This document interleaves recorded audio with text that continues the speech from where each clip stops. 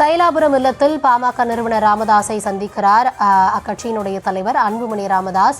தொடர்ந்து நீடித்து வந்த தந்தை மகன் மோதலானது தற்பொழுது இன்றைய தினத்தில் இந்த பேச்சுவார்த்தையை அடுத்து முடிவுக்கு வருமா அப்படின்ற ஒரு எதிர்பார்ப்பு கட்சியினரிடையே நிலவுகிறது. இது தொடர்பான தன்னுடைய கருத்துக்களை பகிர்ந்து கொள்வதற்காக இணைகிறார் எம்முடன் பத்திரிகையாளர் திரு பிரியன் அவர்கள். வணக்கம் திரு பிரியன். ஒவ்வொரு இது போன்ற நிகழ்வின் போதுமே நீங்க உங்களுடைய கருத்துக்களை தொடர்ந்து பகிர்ந்துட்டு வரீங்க. இந்த தருணத்துல இன்றைய தினம் தந்தை மகன் இந்த சந்திப்பு, இதனை அடுத்து இந்த பிரச்சனை முடிவுக்கு வருமா அப்படின்ற ஒரு எதிர்பார்ப்பு நீடிக்கிறது. முடிவுக்கு வரும் அப்படின்னா யாருடைய டேர்ம்ஸ்ல அவங்க ஒரு சொல்யூஷனுக்கு அறைவாங்க? இது ஒரு முக்கியமான கேள்வி நீங்க கேட்கறது. அதாவது இந்த இந்த பிரச்சனைகள் போயிட்டு இருக்கும்போது நடுவில் ராமதாஸ் அவர்கள் ஒரு பேட்டி கொடுத்தாரு. அதாவது என்ன சொன்னாருன்னா நீங்க அன்புமணியை சந்திப்பீங்களா அப்படின்னு கேட்டதுக்கு, அதிசயம் எப்ப வேணா நடக்கலாம் அப்படின்ற ஒரு விஷயத்த அவர் சொன்னதை நம்ம பார்த்தோம் நம்ம. ஸோ அந்த அதிசயம் இன்னைக்கு நடந்திருக்கு, சந்திக்கிறாங்க ரெண்டு பேரும். இடையில அவர் பல மாவட்ட செயலாளர் நீக்கிறதும், இவர் நீக்கிறது செல்லாது அவர்கள் தொடர்ந்து சொல்வதெல்லாம் போன்ற விஷயங்கள் நடந்தது. தனிப்பட்ட முறையில குற்றச்சாட்டுகள் சொன்ன விஷயங்கள் எல்லாமே நடந்த விஷயத்தெல்லாம் நம்ம பார்த்தோம் நம்ம. ஆனால் பாமக மணி மணி அவர்கள் சொன்னது என்னன்னா ரொம்ப வேதனைப்பட்டு பல விஷயங்கள் அவர் வெளியில சொன்னார். ஸோ ரெண்டு பேரும் சந்திக்கணும்ன்ற ஒரு முயற்சி இப்ப வெற்றி பெற்றிருக்கு. அது சந்திக்கணும்ன்ற முயற்சி வெற்றி பெற்றதை தவிர அவர்களுக்குள்ள ஒரு பேச்சுவார்த்தையில சமரசம் ஏற்படுவாங்கன்னா அது இன்னைக்கு ஒரு நாளைக்குள்ள அது ஏற்படுமான்றது எனக்கு சந்தேகமா இருக்கு. அது ஏன்னா அதுல வேறு பல விஷயங்கள்லாம் இருக்கு. மூந்தனை எப்படி ப்ரொஜெக்ட் பண்றது, நாளைக்கு இந்த செயல் தலைவர் இந்த மாதிரி விஷயங்கள், அன்புமணி டாக்டர் ராமதாஸுடைய தலையீடு கட்சியில எனக்கு சுதந்திரமா செயல்படுறதுக்கான வாய்ப்புகள் கொடுக்கணும் போன்ற பல விஷயங்கள் இருக்கிறதுனால இன்னைக்கு ஒரு முதற்கட்ட பேச்சுவார்த்தையா இது போயிட்டு இருக்குன்னு நினைக்கிறேன். இது தொடர்ந்து பல கட்ட பேச்சுவார்த்தைக்கு அப்புறம் அவங்க குடும்பத்துக்குள்ள முதல்ல நிலைமையை சரி பண்ணிட்ட பிறகுதான் கட்சிக்காரர்களுக்கு ஒரு நிம்மதி வரும். அதனால இது ஒரு ஆரம்ப கட்டம், சமாதானத்துக்கான ஒரு ஆரம்ப கட்டமா தான் நான் இதை பாக்குறேன் ஆக்சுவலா.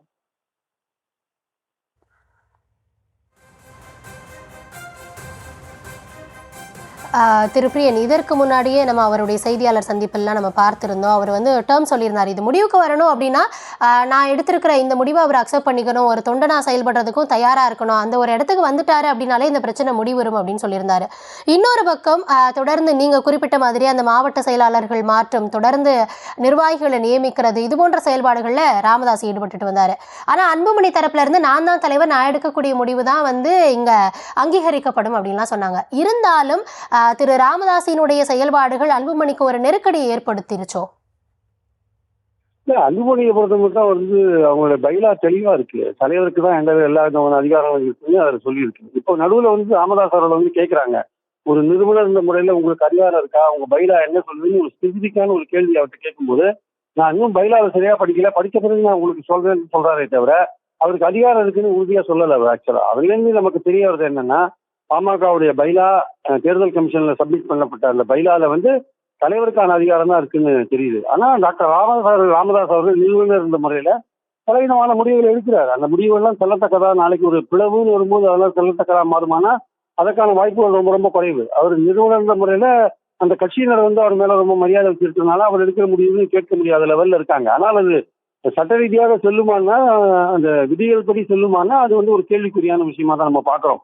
அது ராமதாஸ் அவர்களுக்கே தெரியும். அதனால தலைவர் பொறுத்து அன்புமணியிடம் கொடுத்த பிறகு அவரே என்ன சொன்னார், அன்புமணி எனக்கு இருந்த தடைகள் எல்லாம் நீங்கி விட்டது, நேற்றோடு நீங்கி விட்டதுன்னு ஒரு நாள் சொன்னார். அவர் அப்பன்னா என்ன அர்த்தம், தினசரி டாக்டர் ராமதாஸ் அவர்கள் இவரோட பணியில தலையிட்டு இருக்காரு அப்படின்னு அர்த்தம். ஸோ அந்த மாதிரியான ஒரு தலையீடுகள் குறுக்கீடுகள் இல்லாம இந்த சுதந்திரமா செயல்படுவதுன்றதான் டாக்டர் அன்புமணியுடைய ஒரே ஒரு வேண்டுகோளா இருக்கு. அதுக்கு டாக்டர் ராமதாஸ் அவர்கள் அவருடைய சில விஷயங்கள கூட்டணி போன்ற விஷயங்கள், இல்ல அன்புமணிக்கு தலைமை பண்பு இல்லை போன்ற விஷயங்கள், வேறு தனிப்பட்ட ரொம்ப கிரேவான ஒரு குற்றச்சாட்டுகள் எல்லாம் அவர் சொல்றாரு அவரு. பட் அதுக்கெல்லாம் அன்புமணி ஓரளவுக்கு பதில் சொல்றாரே தவிர அப்பாவோட ஒரு ஸ்ட்ராங்கான ஒரு ஃபைட்டை எடுக்கிறதுக்கு ஒரு ரெடியா இல்லை. ஏன்னா இன்னைக்கும் பாமகவை பொறுத்த மட்டும் ராமதாஸ் அவர்கள் ஒரு முக்கியமான ஒரு முகமா இருக்கிறத நம்ம பாக்குறோம். ஏன்னா நிறுவனமா இருக்காரு, 1,00,000 கிராமங்களுக்கு சென்று கட்சியை வளர்த்திருக்காரு. அதனால பாமகவினருக்கு அன்புமணி வேணும், ராமதாஸ் வேணும், ரெண்டு பேரும் ரெண்டு கண்களா இருக்காங்க. அவங்க ரெண்டு பேரும் ஒன்றுபடுறது தான் இங்க பாயிண்டா இருக்கு.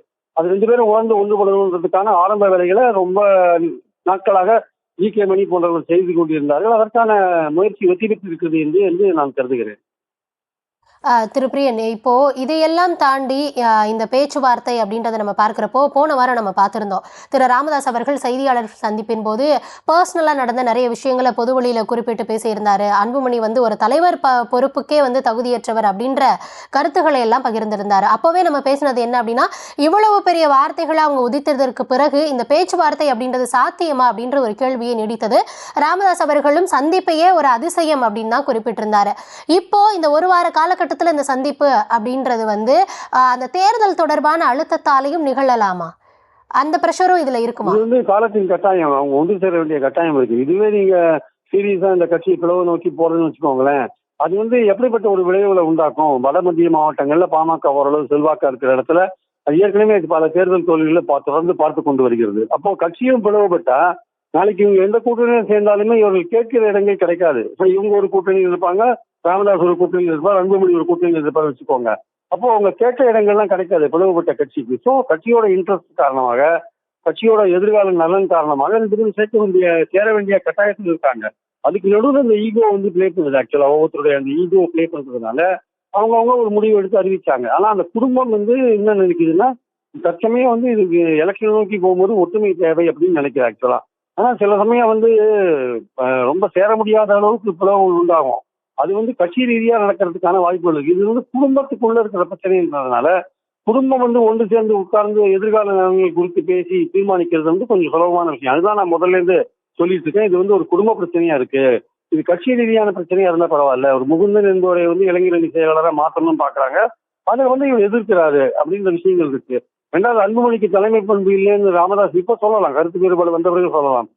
ராமதாஸ் அவர்கள் எத்தனையோ முறை அன்புமணியை வந்து பிரமாதமா பாராட்டி இருக்காரு. மத்திய அமைச்சராக இருந்தபோது இந்தியாவிலேயே சிறந்த அமைச்சராக செயல்பட்டு கொண்டிருக்கார் என்று பாராட்டினாரு.